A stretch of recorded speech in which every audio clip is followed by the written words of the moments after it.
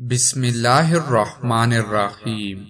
السلام علیکم دوستو، ایک شخص نے حضرت علی رضی اللہ عنہ سے عرض کیا کہ مجھے مسئلہ تقدیر سمجھا دے۔ آپ رضی اللہ عنہ نے فرمایا، اندھیرا راستہ ہے، نہ پوچھ۔ اس نے پھر اصرار کیا۔ آپ رضی اللہ عنہ نے فرمایا، وہ بحر عمیق ہے، اس میں غوطہ مارنے کی کوشش نہ کر۔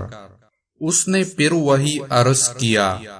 آپ رضی اللہ عنہ نے پھر فرمایا، یہ خدا کا بید ہے، تجھ سے پوشیدہ رکھا گیا ہے، اس کی تفتیش نہ کر۔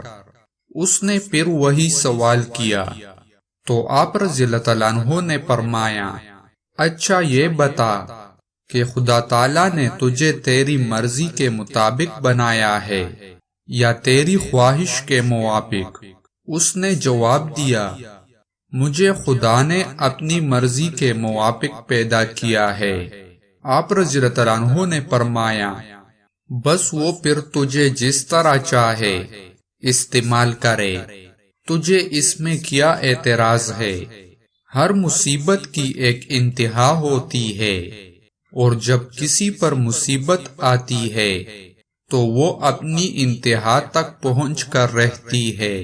عاقل کو چاہیے کہ جب وہ کسی مصیبت میں گرفتار ہو تو واویلا نہ کرے اور بھٹکتا نہ پھرے، بلکہ مرضی مولا پر راضی رہے۔ مانگنے پر کسی کو کچھ دینا تو بخشش ہے، اور بغیر مانگے دینا سخاوت ہے۔ عبادت میں سستی پیدا کرنا معیشت میں تنگی پیدا کرتا ہے۔ لذتوں میں کمی آ جانا گناہوں کی سزا ہے۔ 5 باتیں یاد رکھو۔ کسی شخص کو گناہ کے علاوہ اور کسی چیز سے نہیں ڈرنا چاہیے سوائے خدا کے، اور کسی سے امید نہیں رکھنی چاہیے۔ ناظرین، امید کرتا ہوں یہ ویڈیو آپ لوگوں کو پسند آئی ہوگی۔